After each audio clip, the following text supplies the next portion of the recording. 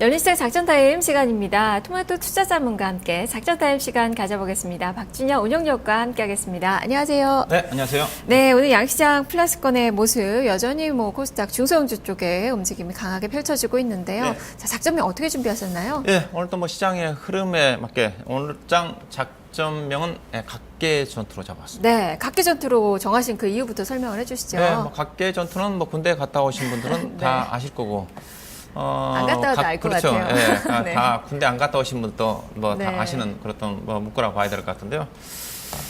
시장 자체가 전반적으로 좀 안정권에는 진입을 했습니다. 일단 7월 달에 어떤 대외적인 어떤 불확실성에서 벗어나서 안정권에 진입을 했지만은 현재 장세가 8월달 전체적으로 본다면 어떻게 보면 그 모멘텀이 없는 현재 지금 장세라고 좀 봐야 될 것 같습니다. 악재도 없고 현재로 봐서는 호재도 없는 그런 장세지 않습니까? 그러다 보니까 시장 자체가 안정권에 진입한 이후에도 전반적으로 지지부진하게 어떤 제한적인 박스권 움직임이 전개되는데 앞으로 이런 어떤 움직임은 좀 더 전개될 가능성이 있다. 즉 방향성 없는 등락이 전개되지 않겠는가. 주도주도 없고 수급의 주체도 없고 네. 모멘텀도 없는 그런 장세가 전반적으로 8월달 장세가 전개될 가능성이 커 보이는 거기 때문에 어떻게 보면 이런 어떤 장세에서는 아무래도 종목별로 움직이는 장세가 펼쳐질 수밖에 없다는 관점에서 각계 또 종목별로 종목에 집중하는 그런 매매 전략이 필요하지 않겠는가 그렇던 관점에서 각계 전투로 잡아봤습니다. 네, 그만큼 지수에 대해서 기대하기는 좀 어려울 것 같고 종목에 이제 집중을 해봐야 될 것 같은데 시장이 그동안에 이 자리에서 계속 말씀해 주셨던 대형주보다는 중소형주, 그렇죠. 이 대형 또 코스피보다는 코스닥 이런 흐름이 오늘도 또 전개가 좀 되고 있는 그 상황인데 자 미션들 또 마찬가지로 준비를 하셨나요? 예, 일단 그런 어떤 차원에서 일단은 첫 번째 미션은 지수가 제한적인 등락이기 때문에 어떤 지수로 본다면 박스권, 제한적인 박스권 등락을 이용한 그 어떤 매매 전략이 필요할 것 같고, 그 다음에 두 번째는 어떤 상대적인 어떤 매력도가 부각되는 그런 어떤 쪽에 투자를 해야 되는 것 같고요. 그 다음에 현재 시장 개별 종목 장세를 주도하고 있는 쪽이 기관입니다. 특히 투신권을 중심으로 해서 그래서 기관 투자가들이 집중적으로 사고 있는 그런 종목에 집중을 좀 해야 된다는 관점에서 세 가지 미션을 잡아봤습니다. 네, 자, 첫 번째부터 살펴보죠. 박스권 등락을 이용하라. 지금 코스피는 박스권에 딱 갇혀 있습니다. 2000과 2100선 사이에서의 움직임이 좀 펼쳐지고 있는데요. 이런 흐름은 좀 계속 되겠죠. 예, 일단은 기본적으로 우리나라 시장 자체가 어떻게 보면 2012년도 이후에 크게 보면 1800포인트와 2100포인트 사이의 박스권입니다. 그렇게 전개된 이유 자체가 기본적으로 우리나라가 그 이후에 경제 성장 자체가 저성장이고 또 국내 기업들의 수출주 중심의 대형주들이 거의 역성장 내지는 정체 구간이 전입된 시점이 2012년도입니다.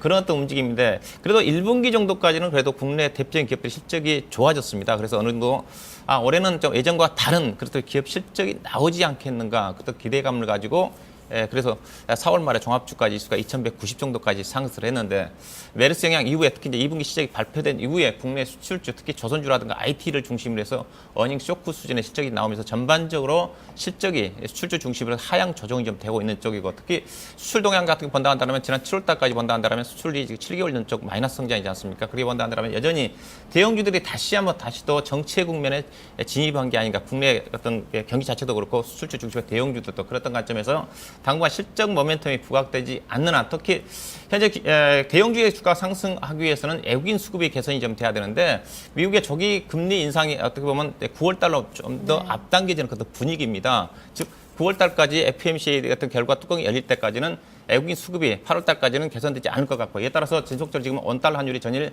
1173원 정도까지 올라가면서 2012년도 6월 달 이후에 고점입니다. 이런 국면에서는 외국인 투자가들이 자금이 안 들어온다는 거죠. 그렇게 본다면 코스피 지수가 제한적인 박스권이기 때문에 코스피 지수가 박스권은 개인적으로 크게 본다면 8월 달 시장은 2000포인트에서 2100이고요. 단기적으로 본다면 2020과 2050포인트에 대한 좁은 박스권이라는 관점에서 현재 시장 자체 주가가 빠지면 리스크가 없습니다. 그렇기 때문에 빠지면 사야 되는 거고 또 반대로 지수의 고점 부분에 올라온다면 특히 대형주 중심으로 비중을 줄여야 되는 그런 박스권 등락이 필요하지 않겠는가 그렇게 봐야 될 것 같습니다. 네. 자, 그리고 두 번째 미션이 상대적 투자 매력에 투자하라. 그만큼 오늘 시장의 움직임이 그대로도 반영이 말씀하셨던 부분들 되고 있는 그 상황인데요. 유지가 되죠. 그렇죠. 지금 이제 외국인 수급은 따라가지는 않고 있지만 그래도 국내 시장 자체는 그래도 저금리 효과가 계속적으로 나타나고 있다고 봐야 될 것 같습니다. 현재 주식형 수익증권 쪽으로 해서 12일 연속 자금이 유입되고 있지 않습니까? 그래서 기간 수급은 괜찮다는 거죠, 상대적으로. 그래서 그렇던 부분들을 이용을 좀 해야 될 것 같은데, 그래서 현재 시장에서 수급 여건이 괜찮기 때문에 주가가 안 빠지기 때문에 돈은 계속적으로 시장에서 움직이고 있다는 거죠. 그래서 어느 쪽으로 움직이느냐, 본다 한다면 여전히 조금 전에 코스피 시장보다는 상대적으로 코스닥 시장을 투자를 해야 되는 거고, 그다음에 내수주보다는 수출주보다는 내수주 쪽으로 투자해야 되는 거죠. 조금 전에 얘기했다시피 우리나라 수출 제조업 중심의 수출주들이 7개월 연속 마이너스 성장하는 관점에서 수출주들이 더 환율이 상승하고 있기 때문에 일부에서는 수출주를 투자해야 되지 않냐 얘기하시는데 그건 아니라고 봐야 될 것 같습니다. 일단은 정부 정책 자체가 지금 내수 쪽에 쏠려져 있는 거고 수출이 결국은 환율 자체가 지속적으로 상승할 가능성이 많지가 않습니다. 어떻게 보면 8월달 한 달 내에 FMC에 대한 금리에 대한 9월 금리 인상이 가시될 때까지 그런 또 부분이기 때문에 그들 관련 정보도 실적이 좋지 않다는 관점이고 또 환율이 상승한다고 해가지고 국내 수출 기업들이 수출 경쟁력이 살아나는 거 아닙니다. 그렇던 관점에서 수출주보다 내수주 쪽에 투자를 해야 되는 것 같고, 그다음에 대형주보다는 중소형 종목 중심에 좀 투자를 해야 되는 거고요. 그다음에 이제 또 부수를 좀 더 세밀하게 좁혀본다 한다면 최근에 유가 하락 때문에 유가 하락했던 피해주들이 전반적으로 정유 중심으로 약세를 보이고 있지 않습니까? 그 때문에 정유주와 하락주를 뭘 투자해야 되냐? 정유주보다는 하락주가 낫거든요. 상대적으로 유가 하락에 덜 민감하기 때문에 그렇던 부분들도 세부적으로 접근해 볼 필요가 있다는 것 같아서 상대적으로 내가 보유하는 종목 중에 상대적인 매력도가 있는 종목이라든가 그런 또 종목에 투자를 해야 되지 않겠나 봐야 될 것 같습니다. 네. 그리고 마지막으로 기관에 집중을 하셨어요. 기관 매수 종목들이 어떤 종목이죠? 네, 일단은 조금 전에 기관 수급은 상대적으로 나쁘지 않다. 그래서 그런 것들 같이 보셔야 될 것 같은데 기관 매수 집중 종목에 좀 관심을 가져라. 최근에 기관 투자가들이 대형주 쪽에 수익을 못 내다 보니까 중성 일부 종목 중심으로 집중적으로 매수해가지고 수익률을 관리하는 종목들이 많이 나타나고 있습니다. 표를 보시게 된다면 지난주도 제가 보여드렸던 종목들인데 일부 제가 한 두세 종목만 교체를 하고 그대로 가지고 나온 자료들인데 지난달 7월 31일자 이날 이 시간대 방송했었는데 그 이후에 주가가 상당히 변동성이 컸음에도 불구하고 기관 투자가들이 현재 집중적으로 매수하고 있는 종목들 같은 경우 대부분 다 종목들이 지속적으로 우상향하는 그런 종목들입니다. 그런데 하치 같은 경우 기관 투자가들이 237만 주를 매수했는데 이 회사 발행 주식 수가 1,500만 주입니다. 즉 1,500만 주 중에서 237만 주를 샀으니까 전체 발행 주식의 18% 샀다는 거고 선창산업 같은 경우 그대로 지속적으로 매수를 하고 있는데 지금 200만 주를 샀습니다. 이 회사 발행 주식 수가 1,200만 주거든요.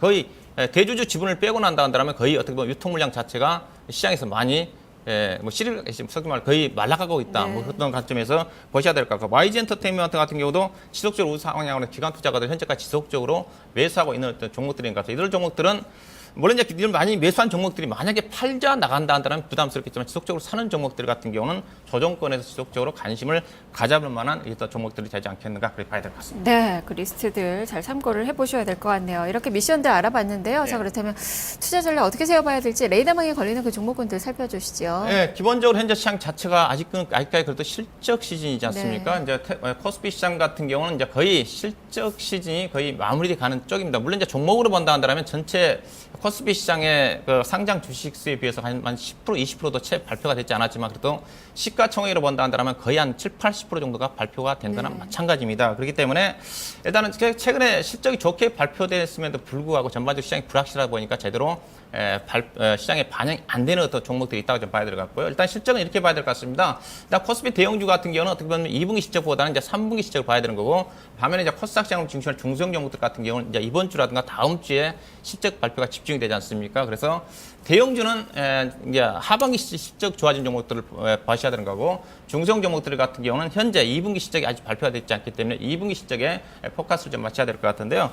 일단은 실적 호전 종목은 현재 코스피 시장이 부진한 부분 자체는 대표적으로 실적이 호전된 업종이 코스피 시장에서는 하락 업종입니다. 근데 이제 최근에 유가 하락 때문에 상대적으로 하락 종목들이 좀 많이 빠진다. 그렇지만은 조금 정원 종목들에 비해서 하락 업종 자체는 1분기 실적에서 나타났듯이 상대적으로 유가 하락에 덜 민감하고 물론 2분기 때 실적이 피크가 쳤지만은 그래도 3분기 때도 완만하게 연착륙을 하면서 실적이 좋아졌다는 관점에서 최근에 시장에서는 일부에서는 정말 말씀대로 2분기 실적 피크, 3분기부터 둔화 가능성을 이야기를 하고 있어서 이들 종목군들이 최근에 또 조정을 또 받고 있는 그 상황이거든요.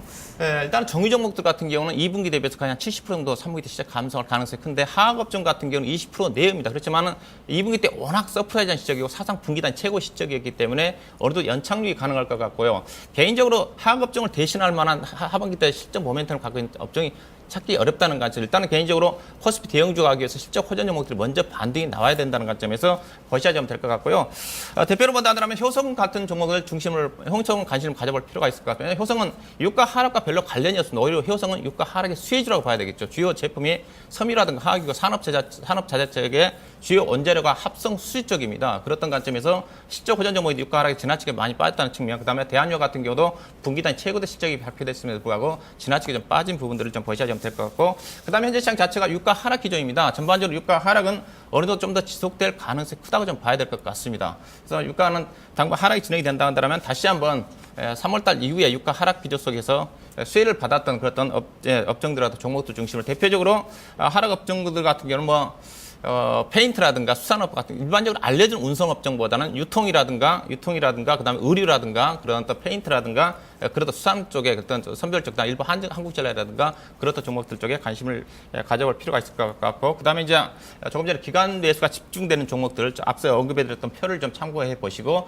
관련 종목 쪽에서 선별적인 종목별 투자 전략이 필요하지 않겠다 봐야 될 것 같습니다. 네, 알겠습니다. 말씀 잘 들었습니다. 네, 고맙습니다. 네, 지금까지 박준영 운용위원과 함께 작전타임 시간 가져봤습니다. 지수는 큰 변화가 없이 유지가 되고 있는 그 구간입니다. 종목 고민 여전히 좀 많으시죠? 12시 증시 타파 시간에 여러분의 그 종목 고민을 해결해 드릴 텐데요. 지금 포트폴리오 진단 접수를 받고 있습니다. 서울전화 02-2128-3388번, 2128-3388번 이용하셔서 지금 전화 주시면 12시에 포트폴리오 진단 받아보실 수 있으니까요. 많은 참여 부탁을 드리겠습니다. 자, 지금 지수는 7포인트의 플러스권의 움직임 유지가 되고 있는 그 구간입니다. 남은 시간도 성공 투자하시고요. 저는 여기서 물러가겠습니다. 시청해주신 여러분 고맙습니다.